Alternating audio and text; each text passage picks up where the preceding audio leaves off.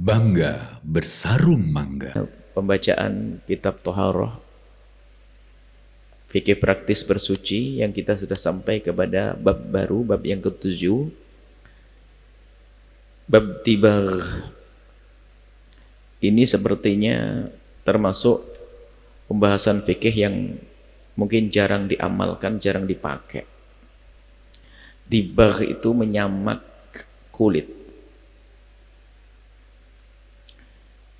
Jadi sesuatu yang semula najis kita masih ingat. Di antara najis ada 7, salah satu di antara 7 tersebut adalah bangkai. Bangkai binatang adalah najis, semuanya najis. Termasuk kulitnya juga najis. Kulit bangkai najis.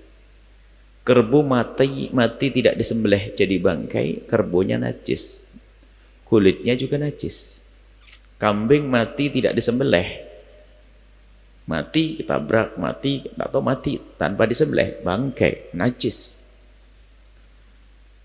Akan tetapi biarpun itu najis, kulitnya boleh dimanfaatkan.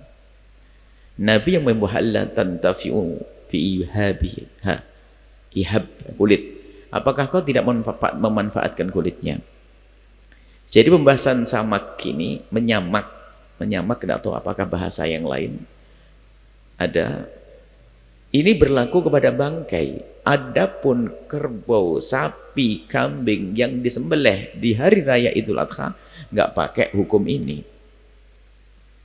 Yaitu suci, kulitnya juga suci sudah. Dicecek, dimakan boleh. Kemudian kita pakai sajadah juga suci. Tapi ada, ini kerbau meninggal mati. Kerbau mati.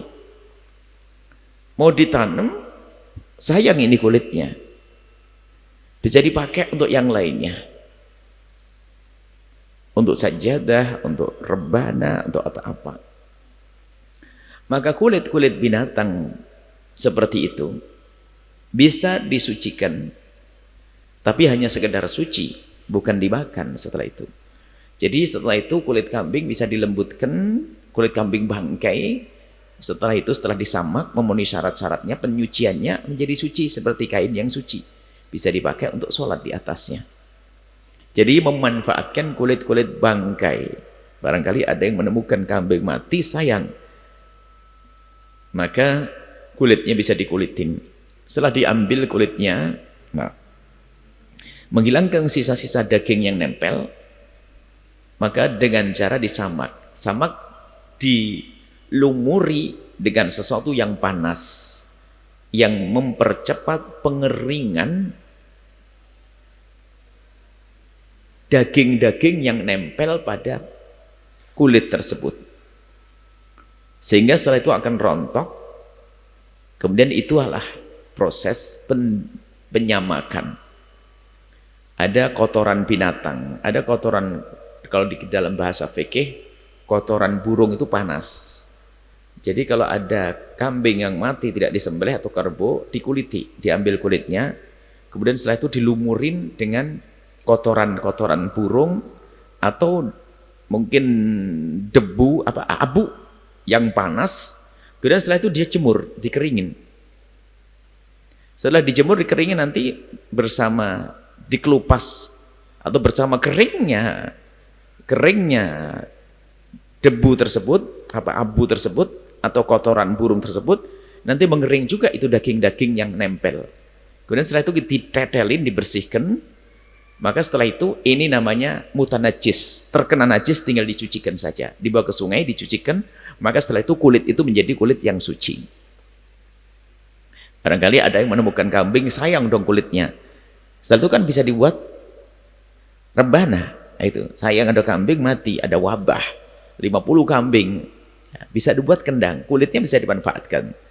Tapi kebanyakan ulama yang mengatakan bahwasanya setelah suci tetap tidak boleh dimakan. Jangan dimakan setelah itu, karena itu hanya pensucian untuk bisa dipakai, bisa dibikin sajadah, dibikin apa saja. Kalau kita bersentuhan menjadi tidak najis lagi. Ini berlaku kepada bangkai, bukan sembelihan di hari raya Idul Adha itu. Kita baca definisi tibak. Tibak adalah membersihkan kulit bangkai binatang dari sisa najis yang menempel dengan cara dikeringkan menggunakan sesuatu yang panas dan menyengat. Mungkin ada jenis daun-daunan yang menyengat, seperti abu, kotoran burung, atau jenis apapun yang dirasa panas dan bisa mempercepat pengeringan sisa najis agar bisa dengan mudah untuk dihilangkan. Cara dibak ada samak, menyamak tadi. Cara dibak adalah sebagai berikut. Melumurkan sesuatu yang menyengat seperti abu, kapur boleh. Kapur. Hari ini orang anak zaman sekarang tuh hampir tidak mengerti kapur itu kayak apa tuh. Karena sekarang hampir tidak pernah pakai pembangunan pakai kapur. Kita masih di kapur itu dulu yang jualan itu membawa masih dalam bentuk batu-batu. Udah dicemplungkan di air. Itu langsung wah. Itu menguap, mendidih. Setelah itu didinginkan, merendap ke bawah, dan itu nanti buat campuran untuk bangun-bangun tembok, dicampur dengan semen, gamping kapur. Sekarang hampir orang tidak tahu kapur. Seperti orang di negeri maju kayak itu nggak tahu namanya ayam asli, ayam hidup nggak tahu, barangkali begitulah. Jadi nggak ngerti kapur. Kapur itu aslinya dari batu kapur, kemudian setelah itu nggak tahu prosesnya seperti apa, bentuk kayak batu kemudian diceburkan di air, setelah itu mendidih. Setelah mendidih nanti akan mengendap, airnya hilang, dibuang airnya, mengendap, itu nanti dicidukin. Kami masih melihat itu mendidih betul. Kalau kita masukkan kaki kita, ya matang kaki kita. Dan itu kapur itu panas. Kapur itu biasanya campur dengan debu, dilumurkan di kulit bangkai tadi. Kapur, kotoran burung, dan jenis daun yang menyengat pada sisa daging yang menempel pada kulit. Dilumurkan, dibiarkan hingga mengering. Setelah memisahkan kulit bangkai binatang dari daging dan gajih yang menempel. Setelah mengering, dibersihkan, ditetelin begitu. Setelah itu disucikan karena dia masih mutan najis, terkena najis, belum suci ini.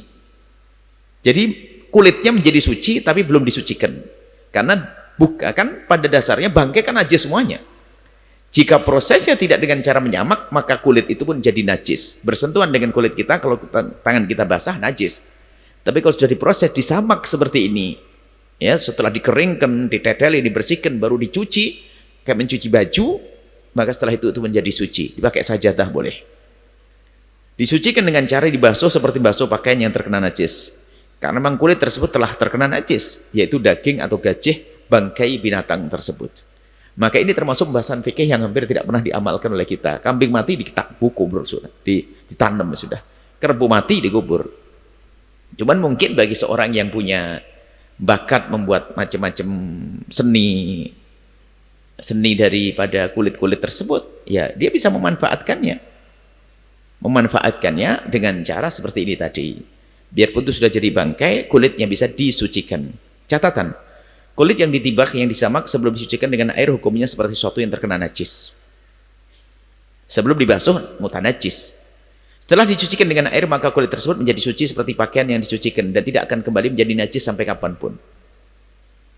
Nah, seperti itu. Baik, kulit binatang yang boleh ditibak atau disamak adalah kulit binatang yang boleh ditibak adalah semua binatang yang berkulit dan dikuliti, kecuali anjing dan babi. Semua jenis binatang yang bisa dikuliti, maka itu boleh, kecuali anjing dan babi.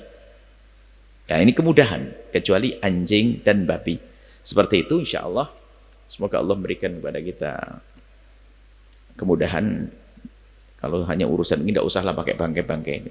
Ayamnya kambingnya hidup, disembelih, dimakan dagingnya, kulitnya boleh.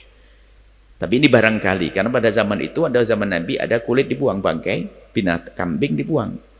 Lalu Nabi menyebutkan, apakah kau tidak manfaatkan kulitnya? Halatan tafi'un biha, kenapa kau tidak ambil kulitnya? Lalu diajari oleh Nabi untuk memanfaatkan kulitnya dengan cara dibak ini. Baik.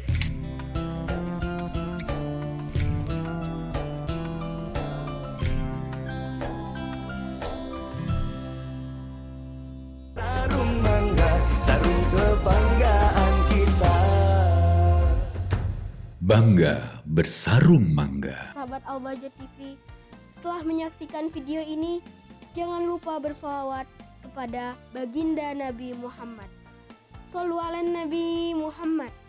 Allahumma sholli alaihi wa ala alihi wa sahbihi.